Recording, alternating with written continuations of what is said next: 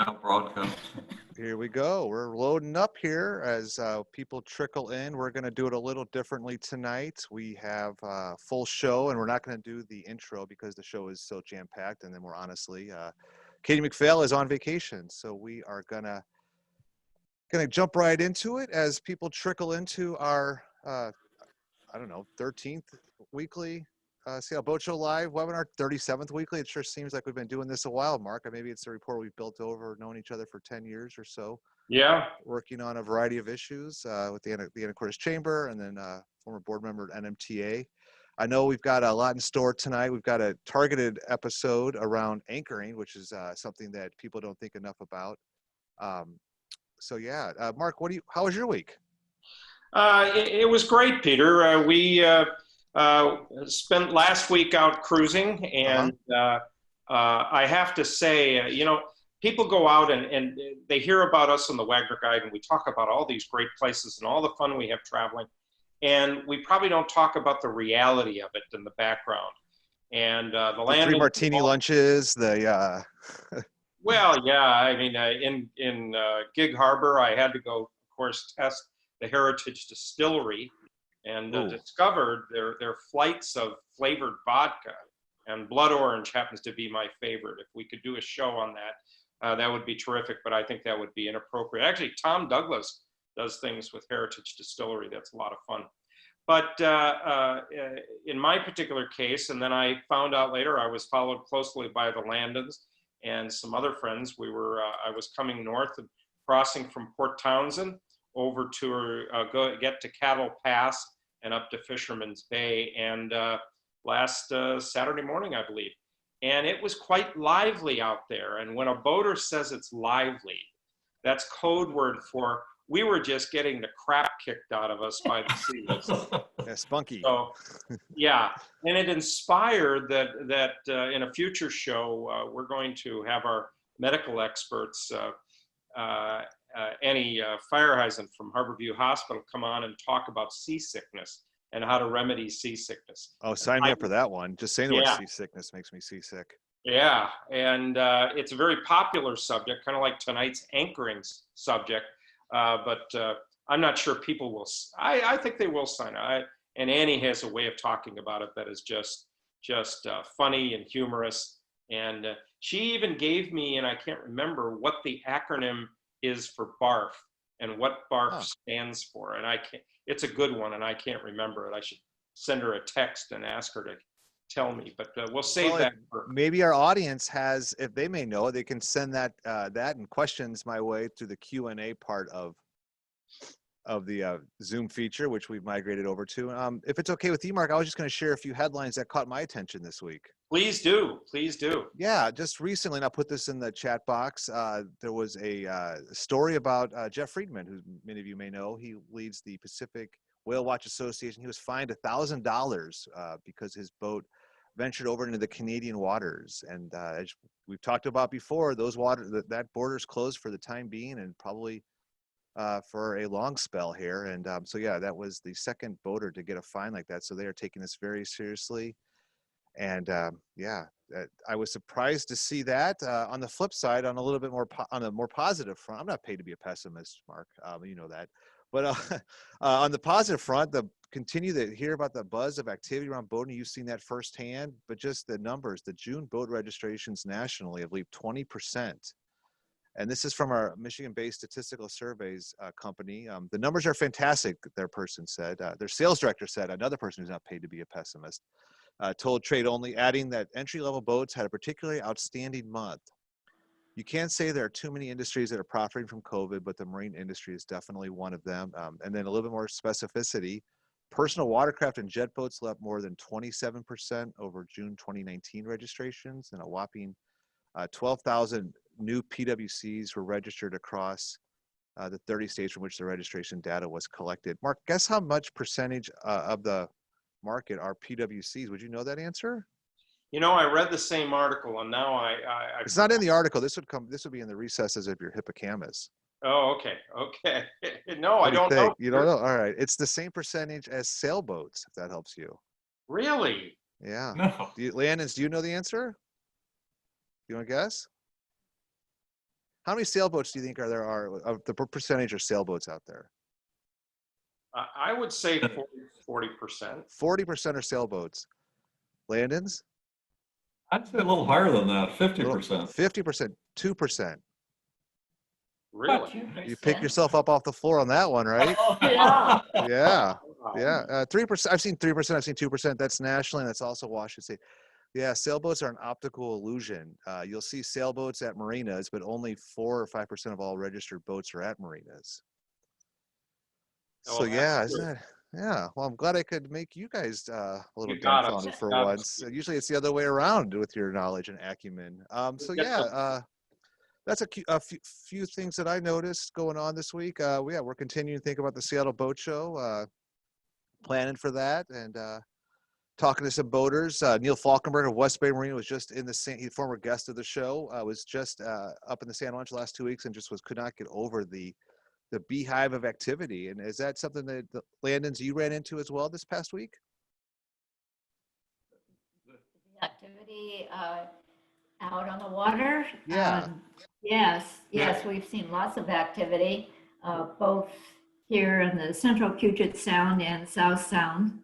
And we've heard, of course, the islands have been very busy.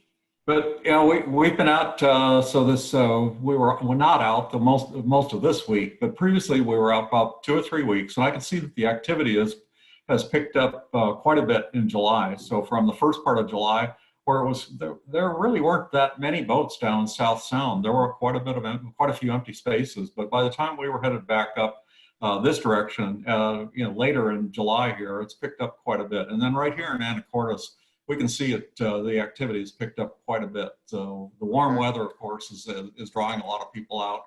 A lot of activity. Yeah, we had 90 degrees today in Seattle. Yeah. I'm going to hand it off to you. Go ahead, Lorena. Yeah, we've also seen that people are wearing their masks more, which is good to see. In fact, those who aren't are obviously the minority. So it's great to see more people wearing masks on the docks and around the marinas, and fabulous.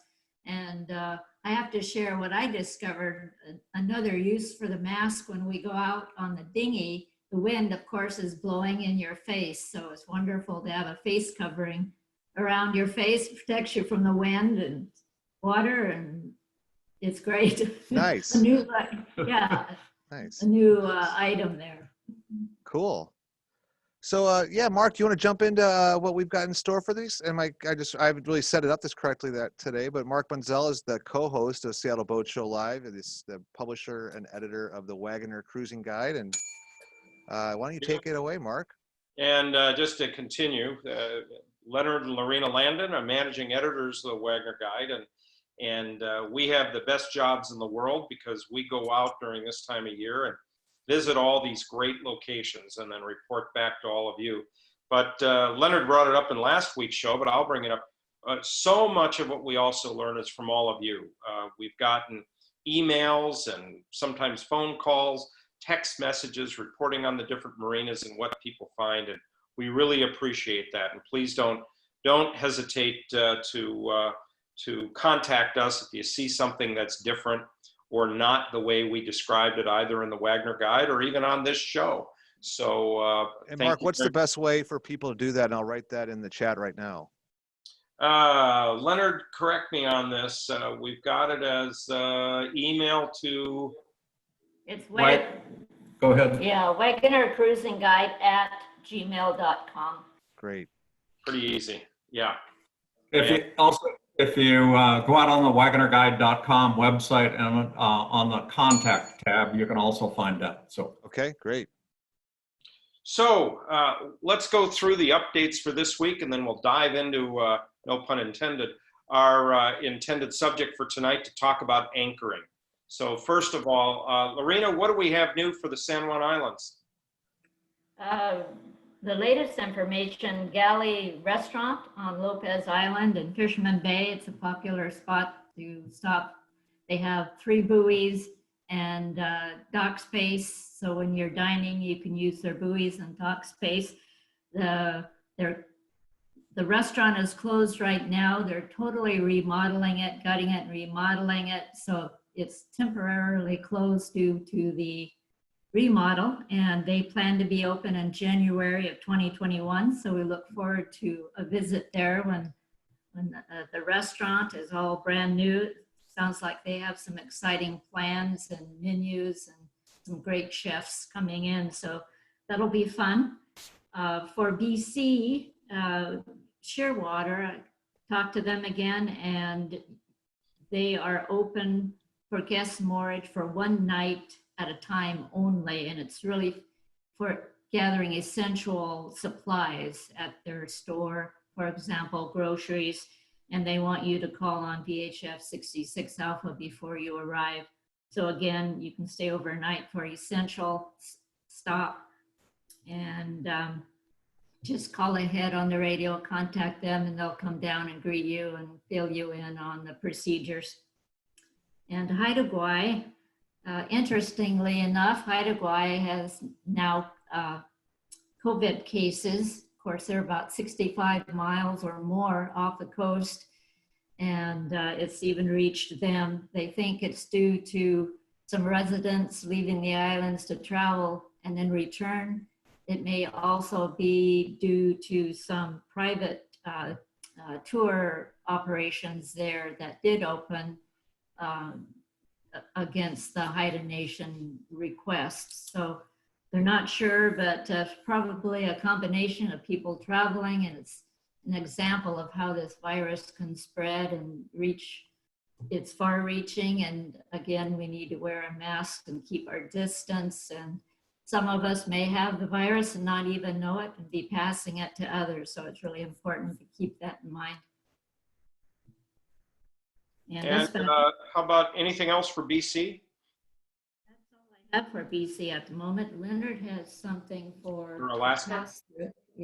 For BC, well, BC and US, there was a note in here that Sea-Tow Canada now apparently is offering services where they will transport your boat across the border. So if you have a boat on the wrong side of the border, you need to get it over there. Apparently Sea-Tow Canada will do that. It sounds like they will tow the boat and then drop it off at its destination. So there's contact information on that. It's a Daniel Bouchard with Bouchard Marine, and there's I think if you search on that, you'll be able to find that. I'll put that in the chat box. I'll get that loaded up for folks. Okay. I'll mention also August 21 is the date we're going to hear from the Canadian government. They typically let us know a week ahead of time as to whether the border will be open. I'm personally not anticipating it opening, but that date is coming up, and we'll be reporting both on the Wagner E-News as well as on this show what we hear from the Canadian authorities. So no new news there in terms of the opening yet. So we'll keep our fingers crossed. I see something on the chat here that somebody was in Quilcene and was apparently the marina was not open in Quilcene. That's the Herb Beck Marina. I assume that is the one they're talking about. They were looking for fuel, and they had problems getting fuel there. We are not aware that they're closed. Our understanding is that they're open. They are supposed to be open. We'll look into that, but just sharing with you some information that we just got in on the chat here. So, Mark, I think you hit mute, Mark.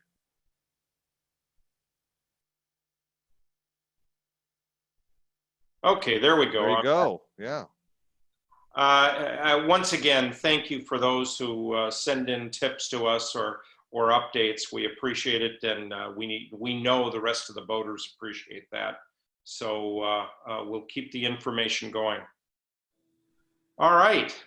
So tonight we're going to talk about anchoring, and we picked anchoring because one of the things that we've recommended to everyone is that when you're going out and you're traveling this year, due to the COVID-19 changes that are happening, and the number of boaters that are out on the water, just amazing, is we're encouraging you to be flexible.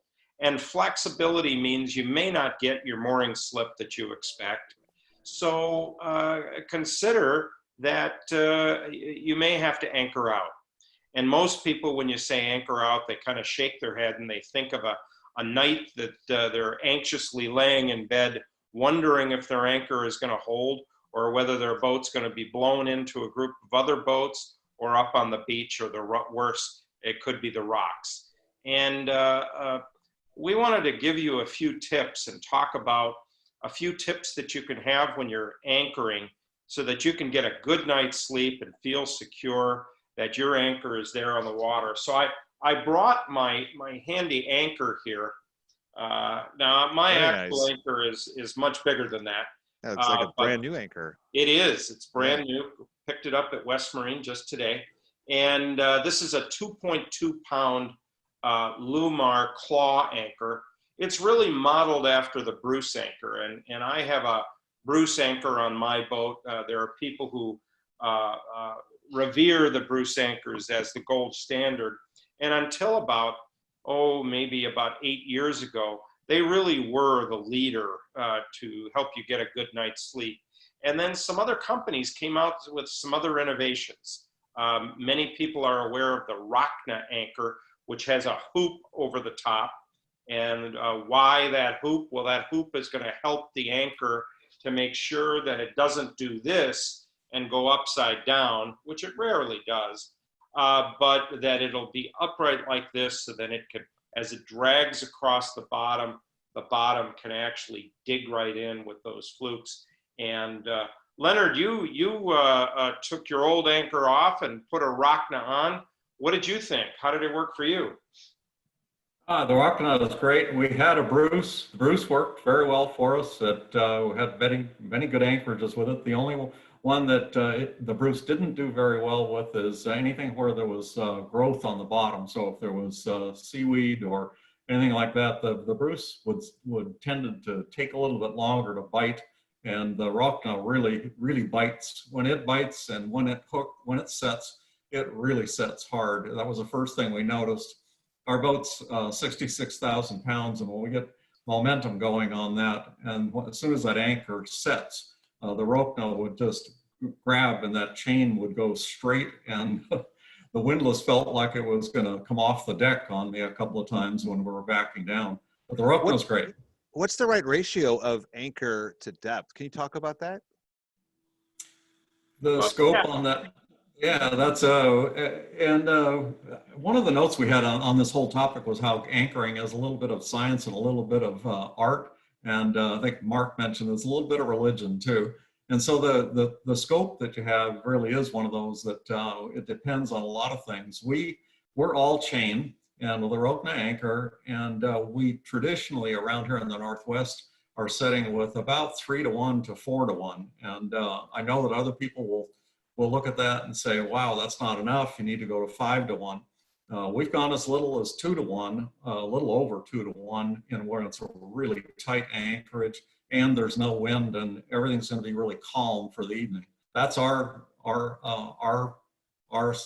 number for scope. How about yours, Mark? Well, and scope, let's define scope. Scope is how much anchor line you have down, or anchor chain you have down, and the nautical term for it is scope. And as Leonard said, he's using all chain. On my boat, I have quite a bit of chain, but then I have rode or rope that gives me about 400 feet available, which rarely do I need that, but most of the time I've got 160 feet of chain, and I'm using that chain to anchor the boat on that end of it. We also like to point out that at the very end of all of that, it's called the bitter end. And occasionally you'll hear stories of somebody who is never attached their bitter end, and all of a sudden they're lowering in a deep anchor and everything goes out, and there goes your line and everything right overboard. And that's a considerable expense. On mine, I end the end of mine with a small piece of rope The idea is that if I do have to cut my anchor and due to a problem, or it's attached or wrapped or something, that I can get in there with a smaller knife and be able to cut that end line very quickly, and then lose my several $100s, quite a few hundreds of dollars of anchor, chain, and rode. By the way, we'll be putting a lot of little tips in here as we go, and someday you may get your anchor completely caught and unable to retrieve it. For me, this happened in beautiful Deer Harbor on Orcas Island, and I didn't know till after I called a diver actually to deal with my anchor. She went down, she was with Boat US, Debbie, out of Friday Harbor, and she came back up and she said, "You wouldn't believe it. Your anchor is caught on a cable from a tugboat that is just huge." And naturally, I went back to Mark Broman, the harbor master, and I said, "Mark, you got a cable down there." He said, "You know what, Mark? You're the first person ever to find that. Don't you love it?" Wow. Yeah, gee, thanks. Yeah. Whoopee. So $300 later for Debbie, the diver, to go down there and untangle the anchor. Has there been a second? Is it now called a bunzel in Deer Harbor? I think so. I think so. Every year I go back to Mark and I ask if anybody else has found that. You are good at something, Mark. He swears I'm the only one. He does that to everybody. Still down there. Yeah. But anyway, I did not cut my anchor free on that one. My alternative to that was calling a diver who went down and found what the anchor was caught on and was able to retrieve it. And the $300 was a lot cheaper than me having to buy the chain and so forth. So tragedy averted. It did hold me up a couple of hours. And I can tell you, I tried every technique I have to disentangle that anchor. But let's talk about the basic technique first, rather than talk about all the disasters. Yes.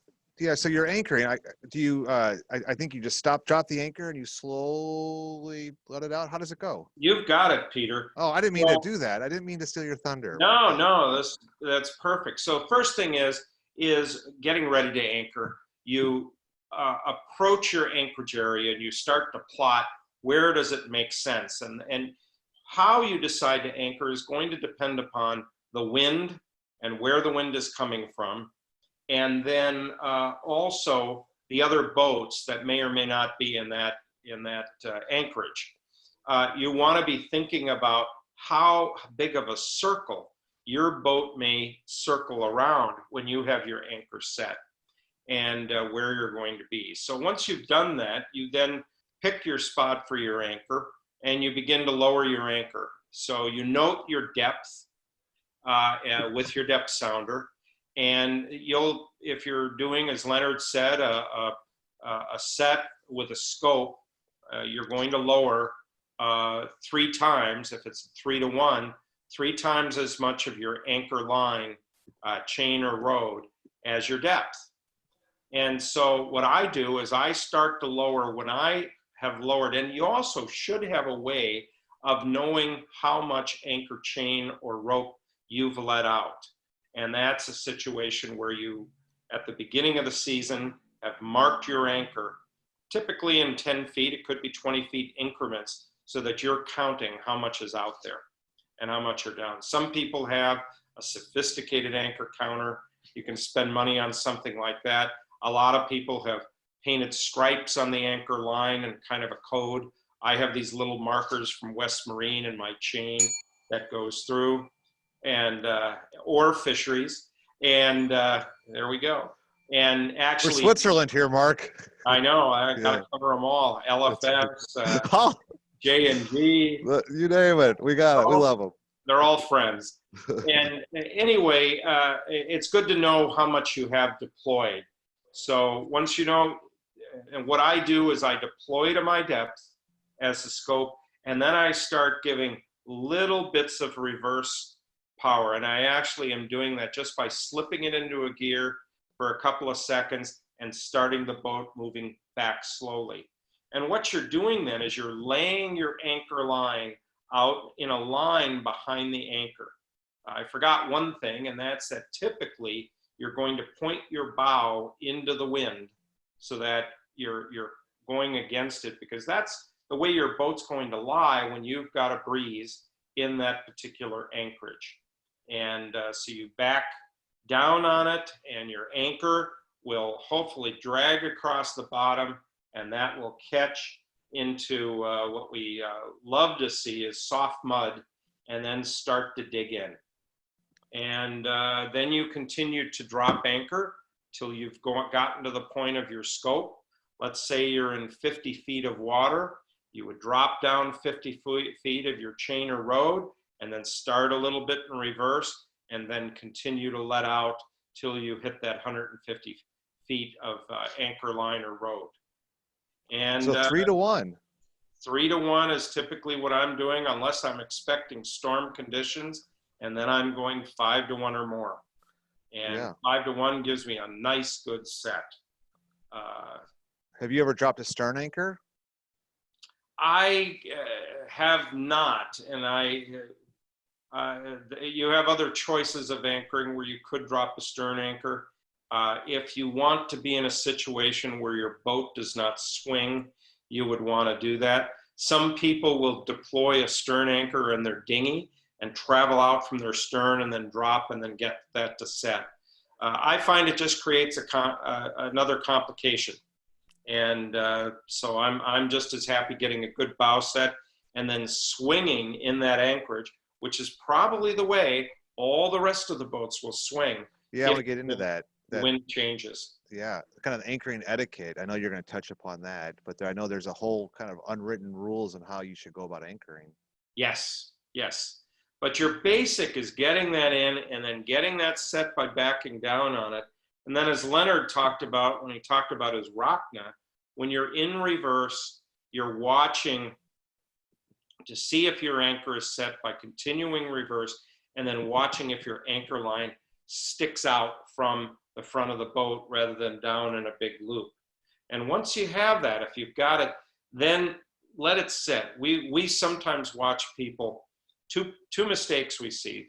One is the person who pulls into the anchorage, drops a big pile of chain and rope, and goes to bed and calls it a night. All right, yeah. We joke that they're sitting on top of a pile of chain.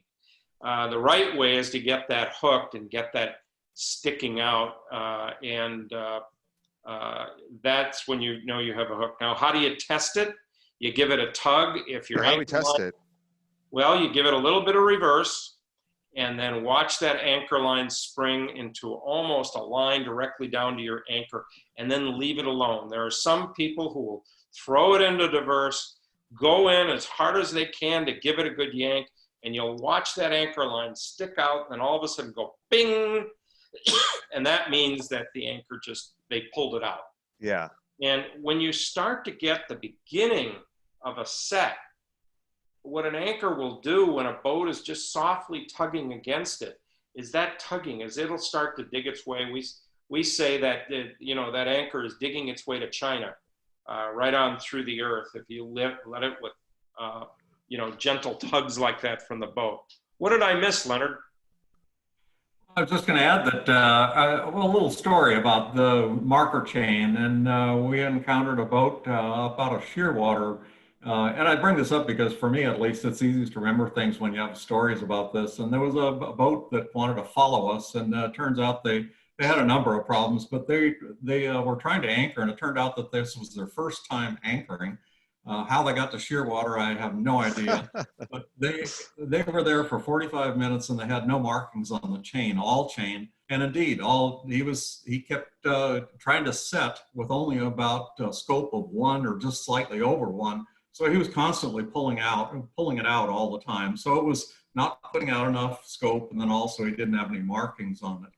The other one is, and this comes from our chat line, when that is a reminder that the scope or the depth, the amount of water is not just the amount of water, but it's also the height of your bow, and also take into account the tide that's going to rise. And another story to remember. We were at Shoal Bay up up in BC, the beautiful area on Shoal Bay. And we came in, and there's not very much room for anchoring. We came in, and there was a very tight anchoring, lots of boats in there.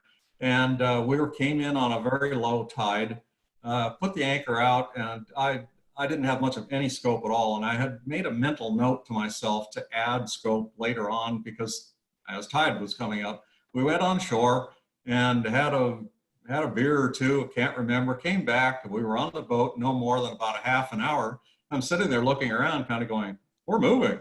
And it was then that I went, oh, that's right, I forgot to let some more scope out. So literally the tide had picked the anchor up off the bottom, and we were adrift at that point. So it was reset the anchor. So do that. Remember to put to add the tide changes in there.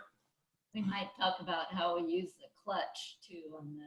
Yeah, in terms of how to get the chain to lay out, as Mark pointed out, and our technique is on the windlass, we use the clutch, and so we will let the chain not free fall, but with a little bit of tension on the clutch, let it hit the bottom. As soon as it hits the bottom, it'll stop feeding itself out through gravity, and then we back down, and literally you can see it starts pulling the chain out. As opposed to dumping it out with the windlass motor, and you can then get you can see that it's laying out a straight line of the anchor chain. So I'm liking what I'm hearing. I'm new to boating. I want to get into anchoring. I'm going to go to Fisheries, LFS, West Marine to get an anchor. I just don't buy an anchor though. I really need to take into consideration the terrain or the sand, or what's the bottom of the at the bottom of the water, right, Mark? That's a leading question there. Yeah, there's different kinds of anchors. There's fluke style or Danforth anchors, and they're great for sand, and to some degree for mud. In rock, unfortunately, the flukes get caught in the rocks, and sometimes it's hard to retrieve the anchor then, or they'll get bent pretty badly. But if you're in the Caribbean, and there's great sandy bottoms, boy, those anchors can do a great job. By the way, we have a custom, I am down in the Caribbean, I do a cruising guide on that. It's the Wagner Cruising Guide to the Virgin Islands. Thank you, Peter. And anyway, our custom— Pay your bills tonight, Mark. I better get that big bonus you've been talking about. I know. But we have a habit down there that the captain of the boat has to do an anchor check. And that means grabbing your mask and snorkel and following the anchor line down and double checking that it's dug in properly. I don't recommend that in the Northwest. I think you first, Bunzel. You have to do a little bit of blind faith and watch that you've got a tug. But the technique for seeing if your anchor chain, and when somebody told me this, I thought, no, I don't believe that. And they said, put your foot. This was Brian Pemberton, who used to own Northwest Exploration. And Brian would say, put your foot on your anchor line and you can feel the bottom. And I thought, yeah, right. But sure enough, what'll happen is you put your foot on the anchor line, and if that anchor is not caught, it'll actually skip on the bottom. And you'll feel that skip come right up from the anchor to the anchor chain, and even an anchor line, and you'll know that you're not dug in. And it's amazing how well that works. So sounds like fishing. Yeah, the same sort of. You're looking for the tension. You're looking. Yeah. Yeah. Yeah. I was add to that exactly. You can feel that on the chain. I can tell you whether it's rock on the bottom or whether it's skipping over some mud. You just put your foot on that, and you really can feel what's going on the bottom with that. We had there's a good question here about snubbers, and want to say that snubbers, we use a bridle actually, which acts as a snubber as well, and it does it in addition to a snubber and taking up some of the shock when the anchor chain is pulling. In addition to that, there's a fairly large or long set of lines, rope, that go from a hook that goes onto the chain, and then it goes back not to the bow, but it goes back to our pause holes that are about 15 feet back on each side. So you get this V shape or connection to the anchor, And this, where it grabs the anchor chain, that's lowered down to about a foot or two below the water line. And then with this V shape of the ropes tied off on the hawse holes about 10 or 15 feet back, it actually stops quite a bit of the sailing as well. So it acts as a snubber, a shock absorber is what you're looking for. It also lowers the point of pull on the anchor because it's now down, it's not up on the bow, it's down at the water line or slightly below the water line. And then with that V shape pulling on it, it cuts down on the sailing that happens in high winds. You want to describe sailing, Leonard? I have a power boat, so I don't know that I really go sailing.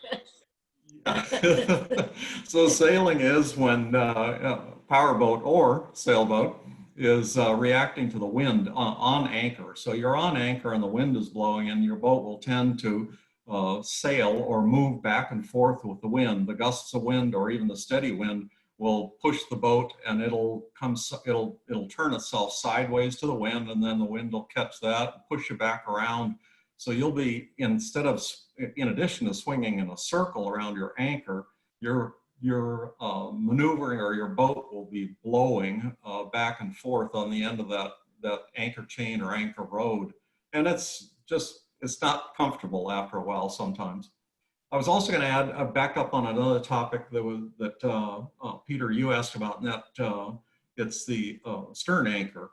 And we do carry, it's another topic too, how many anchors? And we carry primary anchor, we carry a backup anchor in the lazarette that's there in case we lose our primary anchor.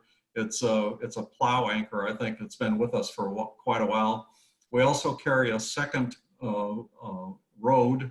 So our primary rod is all chain, and then we have a secondary rod that's chain and rope, and then the primary anchor and then a backup anchor that we carry around the lazarette. And then we also have a collapsible anchor that we use as a stern anchor that we have deployed. We've used that a couple of times. Primarily, well, the one I can remember is with Haida, and we were down part of the way, and weather came up, and we were anchored in what should have been a very protected anchorage. And it was somewhat protected, but we were still getting swells that were coming in. And the swells were hitting us at about a 40-degree angle to the wind direction. So we were constantly being rocked back and forth. And that's where we took a stern anchor out and aligned ourselves a little bit better with the swells that were coming in. But as Mark points out, the stern anchors are good if you've got a lot of room, so that you're not inhibiting, or another way to put it is not to use a stern anchor where a lot of other boats are not using stern anchors. Do what the rest of the boats are doing so that everybody swings the same, so that you don't have somebody sitting different than the rest of the boats. And that really gets into that anchoring etiquette where you need to really be considerate and respectful of the people that were there first versus barging in and not taking into consideration their swing, right?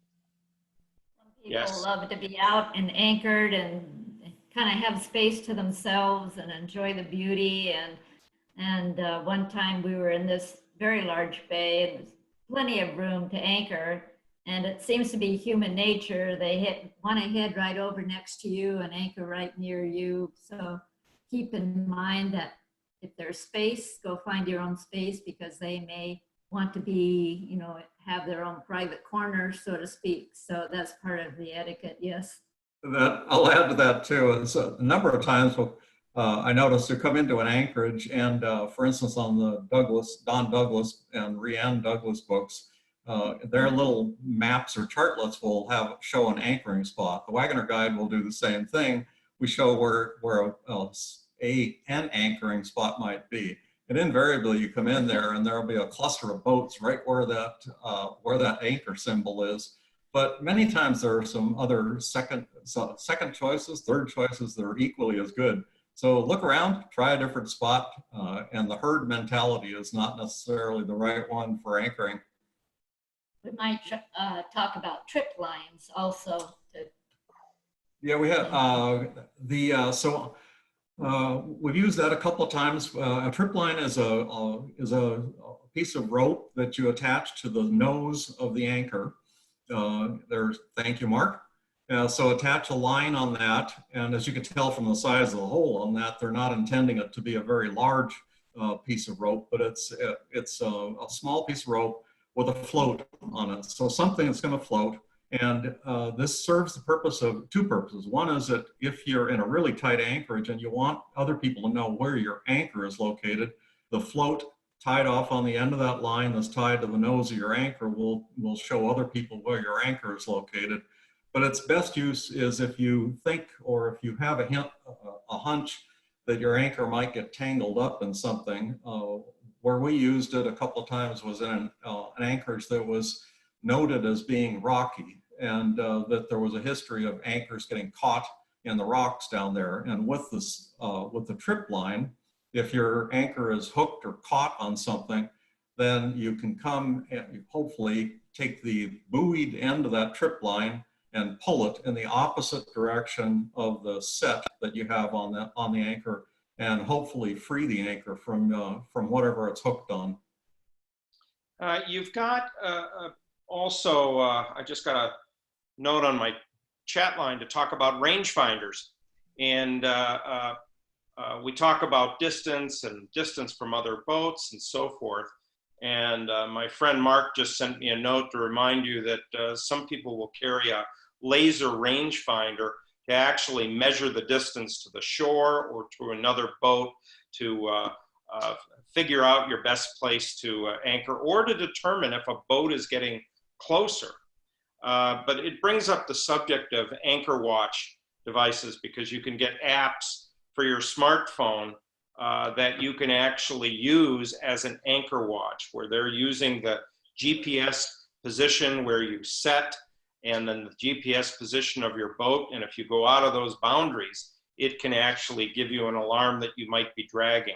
Now, there's a trick to using them that people don't understand until they've made this mistake, is that you need to set the anchor position when you first start to lower the anchor, or when it hits the bottom, and not when you're all the way out at the position to set the set mark. So you set it first, and then it'll track where you are related to that. If you do this with your chart plotter, you'll actually see a track, and it's sometimes very interesting to leave tracking on and watch the track that your boat makes as it's being blown around the anchorage if you've got some winds. And you should have squiggles, and even a squiggles. That sounds like a technical term. It is a very technical term. But if your anchor is dragging, you'll be able to tell that it's moving out of that area, and moving, the squiggles will be moving out of that area that are within your scope. So there's techniques like that that people use, and you know, at the end of the day, we want it to be secure so we can get a good night's sleep. So Lorena, I have a question for you. How often in the middle of the night does Leonard send you out to check on whether you're dragging, or does he do it? Well, as you know, his hearing is not the best. So I'm listening to the waves and the wind and the chain dragging, and the alarm goes off, then I have to elbow him and say, hey, we need to get up. So you're not sleeping at all at night when you're anchored. Right. That's the wrong message for tonight's show. Yeah. Well, Leonard's sleeping. Add to one thing that Lorena added, and that's the chain dragging. When a chain is dragging, it's a rattling sound. If you're not used to it, it can scare you. And it's just the chain dragging across the bottom, and on chain, it'll travel right up that chain and right into the boat. And the first time you hear it, you don't know what it is. And then after that, oh, that's just the chain dragging, no big deal. So, what are your top 10 favorite places to anchor in the Puget Sound area? How's that for putting you on the spot and giving away all your secrets? I've got my top one, and Lorena knows this because I'm always heading back to it, and it's Blind Bay on Shaw Island. It's a great place. It's a nice scenery. It's easy to get to. It's on the way. It's got good holding on the bottom. There you can take the dinghy over to Orcas Landing, the grocery store, the restaurant. It's a secluded area, except right now I guess it's pretty busy. But that's my favorite, top on the list. Okay. You know, and there's a good example, and I think we point this out in the Wagner Guide. There's a sunken boat in Blind Bay, and some of these are noted on the charts, and some are not. And we try to note them whenever we can. But great crabbing in there also. What about your favorites, Mark? What makes the top 5? Boy, I'll tell you, last week or week and a half ago at Falusi Bay down on the South Sound, just great anchorage with that view of Mount Rainier. That was just absolutely beautiful. But it's a tough question. I've anchored down here. I've anchored all over British Columbia and Southeast Alaska. And, you know, I can remember being anchored in Tracy Arm Cove and waking up in the middle of the night and feeling the icebergy bits rubbing against the hull. That kind of wakes you up a little bit also. Henderson Inlet is another great spot. Yeah. Huge bay, lots of anchoring space, and you can take the dinghy or kayak up Woodard Creek and see all the nesting cormorants. It's like a jungle excursion. It's a great place. Yeah, I think Peter, before we started tonight, you made an analogy about anchoring that was just terrific. Oh, thanks. And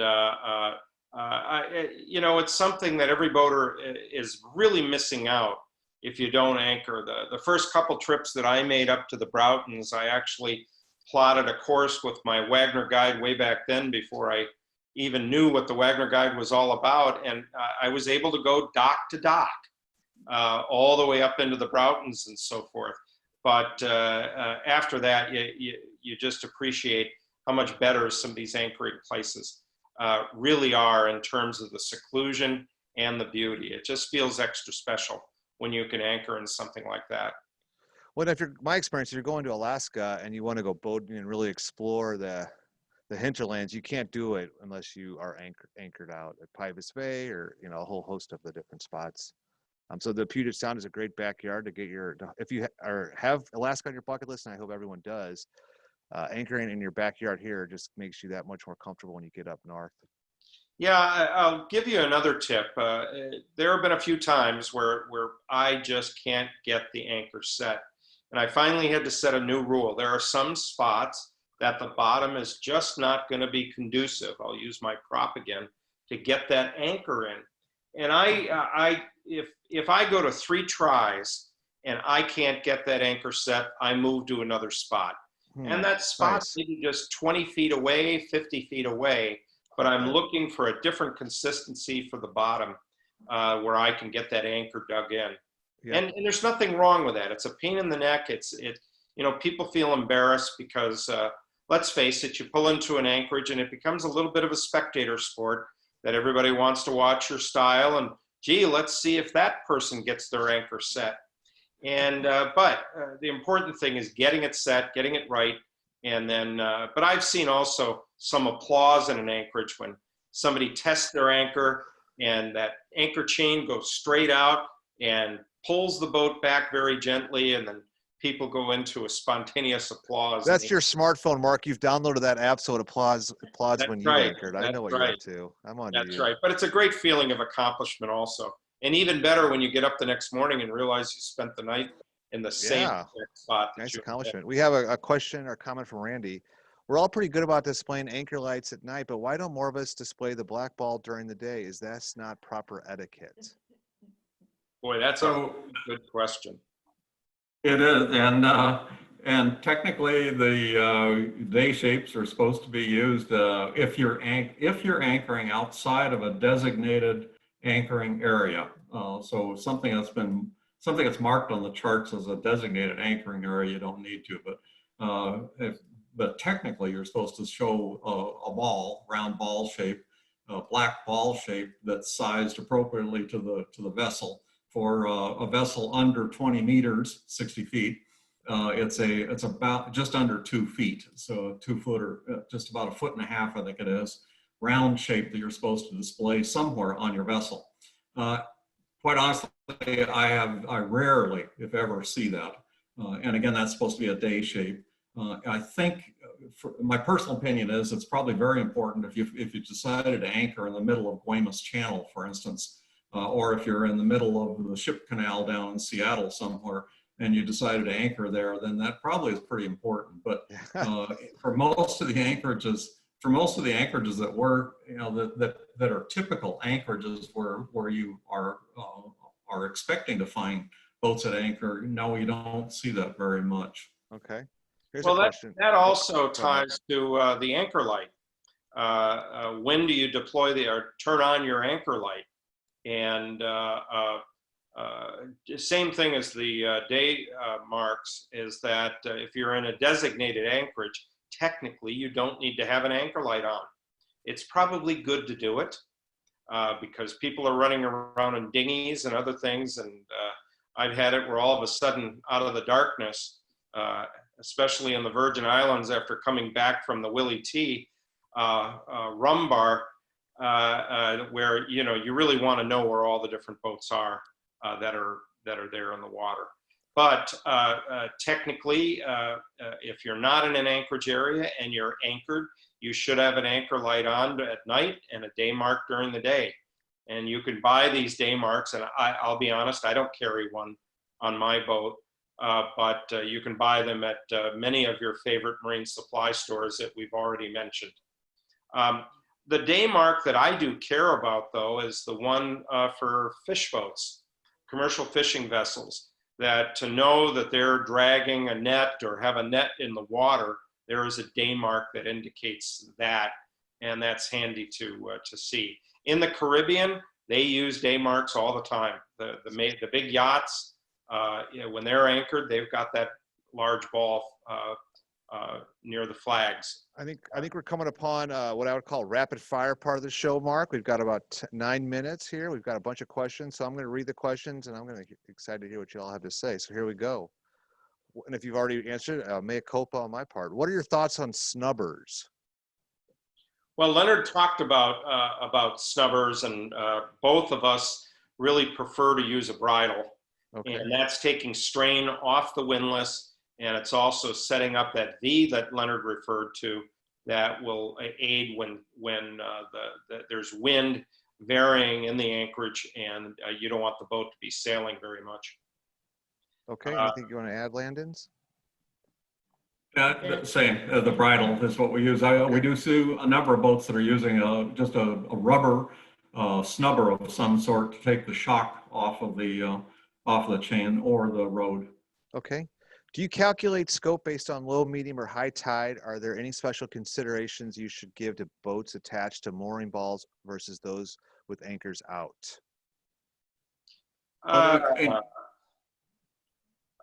You want to maintain the distance. You generally feel that a boat tied to a mooring ball is not going to move during the night, although I have run into situations where they've moved. And we had a situation on my flotilla last year where a boat that was anchored wrapped around the mooring ball that he was not using, and we almost had to cut the anchor free. And kudos to my first mate, Margaret Palmer, who a lot of people on this show know, that she figured out which way to go around the mooring ball to untie it. It took about an hour, but it saved cutting that away and losing that anchor in line. Nice. Can you talk about mixed roads, sentinels, and trip lines? Ooh, somebody did their research here. Yeah. Well, I will skip trip line. Leonard mentioned that before in terms of an extra line that you can tug backwards on the anchor. And some people will use a weight and a line to go down their anchor line and allow them to pull in the opposite direction to dislodge an anchor. Some people will use that weight on the middle of the anchor line to actually bring the anchor line deeper so that that angle is pulling from a lower angle and setting that anchor deeper. And then what was the first part of your question? I got mixed roads. Mixed roads. I have a mixed road on my boat. And the reason I do is I have a 30-foot Tollycraft, and I like to carry 400 feet of anchor line. And if I had 400 feet of chain, my little Tollycraft would go through the water like this. I mentioned that to somebody the other day. They said, oh, that's no problem. Move it to the back of the boat. So the back of the boat will go, no. But I think that was my suggestion, I think. Yeah, I think it was. But it's a little bit of a religious question also. There are many people who believe that you should go all chain at its weight, it's strong, and so forth. Then a couple of the old fishermen once told me, yeah, but the problem with all chain is in a bad blow, a bad storm, every time that boat goes against the extent of that chain becomes like a rod and is pulling harder when it's fully taut. Whereas if you have nylon rode, it stretches a little bit and gives a little bit of that shock absorber type approach. Okay. So I have mixed, but my reasons are for weight. If I could, I would prefer to have all chain. Leonard, I think you're all chain. Chain also. We're all chain. We're 400 feet of chain, and then on the bitter end of the 400 feet of chain, we have another 80 feet of rope that's on there, and that's on there for two reasons. One, so we can cut loose if we need to, but it's also if we get into a really bad storm situation, the idea would be that we'd let that out and use the rope on the bitter end of it as that shock absorber piece. But we've never had to get to that point, luckily. Okay.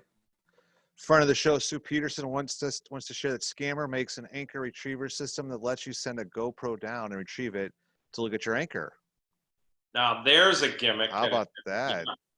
For the price of admission right there. Very interesting. Thank you, Sue. We appreciate that. Randy wants to share that we're all pretty good about, we got that one. Good. Check the box on that one. How much, Dan Batrak, how much time does it take to typically to set your anchorage? How much time to allow? And I'm going to say the answer is depends. I don't know. Yeah. Longer than you would. Yeah, exactly. Too long. So I saw that on there, and it's a good question. It varies quite a bit. It depends on what's going to happen tonight, over the night. Is it going to blow? If it's going to blow, I want to make darn sure it's set, and I want to make sure that I have enough room to swing. So it depends. But a quick set. If we're, for instance, if we're just day anchoring just for a lunch or something, that's quick. On our boat, we can do that probably easily within 5 to 10 minutes, and we're done. But if we're setting for overnight, then putting the bridle on and a whole bunch of other things, it's going to take 15, 20, 30 minutes to do that correctly. The other side of that question is, how long does it take to bring the anchor back up again and get the thing, all the line or the anchor cleaned off and stowed away and everything put away. And we usually allocate at least a half an hour, 45 minutes to get all that done, everything stowed away. Which, by the way, is an interesting point. What do you do? Making sure that your anchor is stowed correctly or securely. If you're here like today with no wind, that's not a problem. But the other day, Mark was talking about the other day coming across the Strait of Juan de Fuca, and he was rolling around a little bit and pitching. We were only about a half an hour behind him, and it was moving around a lot. And we were.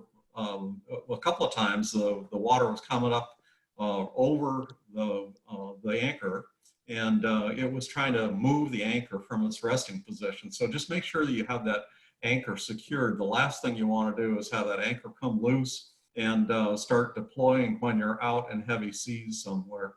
The other one, this is something has to do with calculator or estimating whether you're going to be able to fit into an anchorage that you've never been to before. Many times we'll look in the Douglas book and go, wow, let's go there. But many times the scale of the map doesn't quite allow you to do that. And we're Coastal Explorer users, and a Coastal Explorer will put in a boundary circle, and the boundary circle is sized to the water depth that we're going to need, the scope we're going to need. And we'll put a boundary circle in there, and I'll copy that, and I'll calculate or estimate how many boats could fit into that anchorage. And if there's only room for us, and and we're going to be arriving late, and it's a popular spot, then we'll probably be going, we probably need a backup for this. But it's a great idea to do that, and an easy way to calculate it. You can do it on your chart plotter, put a boundary circle down into the planned destination, put a number of boundary circles of different size, and get an idea of how many boats are going to fit in there. Okay, good stuff. Sue Peterson, again, use the chart notations for nature of the bottom. That's helpful. That's a real good tip, and a lot of people, and I'm even rusty on these, the notations as to whether it's a rocky bottom, gravelly bottom, are handy to use when judging what would be a good anchorage. Thanks, Sue. That's a good one. Ronald Simonson, what specific anchoring apps, rangefinder, other anchor alarms do you use? We hit a lot of Well, those. Leonard and Lorena, you love your Vesper AIS anchor watch system, right? It is the Vesper unit, which is also a transponder AIS system, and that one. So the Vesper is a great device for transponder, but it also includes an anchor watch built right into it. So and it's on standby. You don't have to leave your chart plotter on. You don't have to do anything else. The Vesper communicates with your smartphone through Wi-Fi. So you can carry your smartphone down to the salon or at night, set it right beside the bed, and the alarm will wake you up. Well, those that can hear, not me, the rest of you. And it's a great system. It also has the best tracking. So Mark talked about you get this track as your boat moves around the anchor, and the Vesper has very, very detailed and minute tracking capability, and it creates this perfect donut basically as you move around the anchor. After a while, you can tell exactly where your anchor is located based upon the shape of that donut. The newest Vesper Cortex is the device, and it's just coming out. It was announced about a year ago, and they finally got certification. And that device is going to have the same capability, and in addition to that, it's going to be able to send you an alarm, a text message to your smartphone if you're off the boat somewhere. It'll send you a text message with an alarm if you've busted your boundary circle. And we haven't tested it yet. It's coming up, but that sounds like a fantastic device. Sounds really great. In the early 80s, we'd go out boating, and of course, this was before all the. So Leonard had a mullet. Yeah, not much technology in those days, and we'd anchor and we'd go off hiking, and in about 5 minutes, he'd say, "Oh, I have to go back and check the anchor. I got to go check the boat." So the boys and I would have to go hiking on without him. He had to go back and check the boat. A big bowl of ice cream for. I always had this nightmare vision of my coming back and finding the empty space that my boat used to be anchored in. That's a good segue to the next one. John Rongren, realize there are a number of factors in play, but what is a reasonable allowed distance to program into your anchor app? He's still a little traumatized about an alarm going off in a previous life. Well, we should explain that John just switched careers as a high school principal. So I think John's been traumatized by a lot of things. So hopefully he's chuckling about that because he was principal for my son when he was in high school. Anyway, what you're doing is you're setting, as Leonard said, that circle into the app or into your chart plotter. And another question came up, which app? There's a number of apps on both the Google Play and the Apple App Store that you can actually look through and look at their different capabilities. Some of them are free, some of them are just a couple of bucks. But again, remember to set them when you drop the anchor, not when you're done and set for the anchor. Okay. And, but in my experience, once you've learned how to really do a nice set for the anchor, I haven't, only once have I had an anchor break free, and it was my own fault. I didn't have enough scope down, and the wind picked up a little bit, and I started to drag. Daniel Another Jackson. tip. Yeah, Lorena. Another tip might be after we anchor, we always sit for at least 20 minutes or so. You know, you're often anxious to go off and explore on the shore, and you want to do this and you want to do that. But we always wait for, gosh, at least 30 minutes before we leave, just to be sure everything is good. We're not going to drag. Everything's Nice. as it should be. Yeah, I like that one. Daniel Jackson asks, are you still using a snubber or bridle with the mixed chain rode anchor, or is the nylon rode enough? Thank you. What do you say? What say you? I use the snubber, and it just, as we said, what that snubber is doing, because I'm using a bridle, is that it's also providing just a better geometry to the anchor line in terms of getting that point down deeper to the water, and then also that V, that it improves any moving in terms of when the boat's sailing in the wind. Okay. Last question. What are your thoughts on stern tying so that your anchor doesn't unset if the boat drifts 180 degrees? Whenever I have a stern tie available, I try to use it. And even there's a technique that I'll weave into this answer. There's a beautiful place up in Desolation Sound called Teekern Arm. And those of you who've been in there will know about the waterfall at the very end. And I like to anchor at the waterfall. Now it's about 100 feet deep, right? And there is a wall there, a rock wall, and actually hooks in the rock wall. And a lot of people use them for stern ties, but the hooks were actually there to hold the log floats that they would build when the logs would come over the waterfall. And so they've been there for a number of years, as well as some cables. Well, what I do is I use what's called upslope anchoring. So I said it's 100 feet deep, and if I had to lay my scope out from that, it would be not very conducive, not good anchoring. But if I set the anchor in the terrain that's sloping like this and have that anchor set into the upward slope, then that stern tie is holding the boat. And my stern tie is very simple, polyethylene line that floats so I don't run over it. But then that holding that boat back a little bit holds that anchor in tight, and I get a beautiful set right in front of the waterfall. And Nice. It's one of my favorite places to go. Cool. I guess the last question, are all the links in the chat available in the recording of the webinar? I have copy and pasted those links. I can do my best to send that out with the recording, which will be available tomorrow. So that about does it from here. Mark, we've reached the bitter end. Oh, we gave you what I did there? See what I did there? Did you like that? You proud of me? Very good. I listen. The bell should go off for that one. What's on tap? What's on tap for next week for Seattle Boat Show Live? Those of you who were paying attention, we had originally talked about doing Lake Bay Marina tonight. We put that off a week to get the word out more to more groups.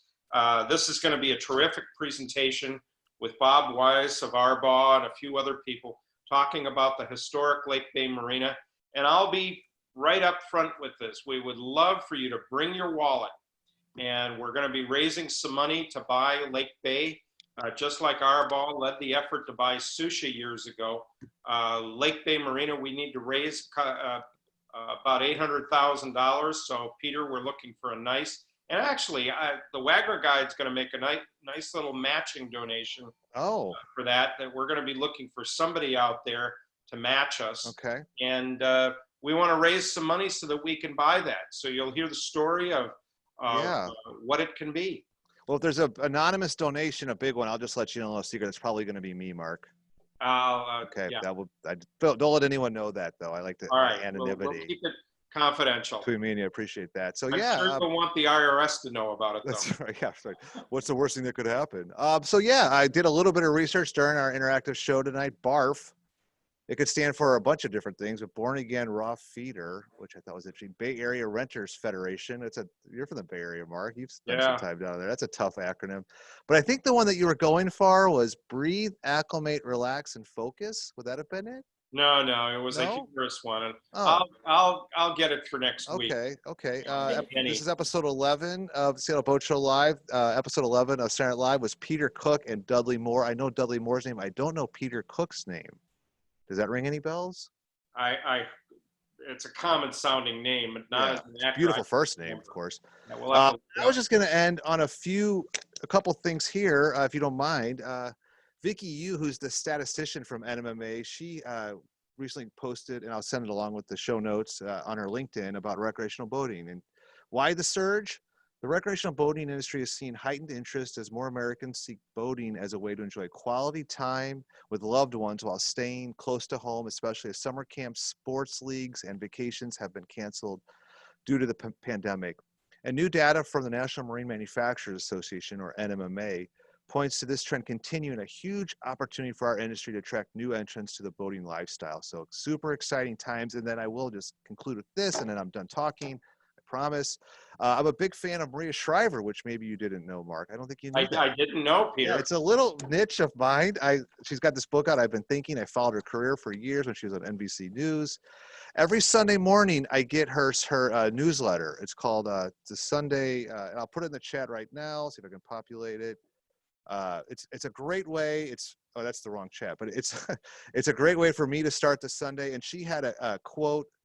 It's called the Sunday Paper. And it's each Sunday, she'll send out an email about thought-provoking content. It provides hope for the path ahead. And reading it this Sunday, it had boating all over it.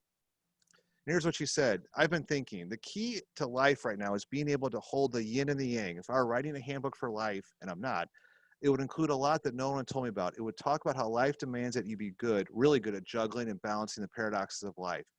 You must, if you want to be a survivor or a happy warrior. One more paragraph. Just when you think, okay, I've got things figured out, life throws you on the ground.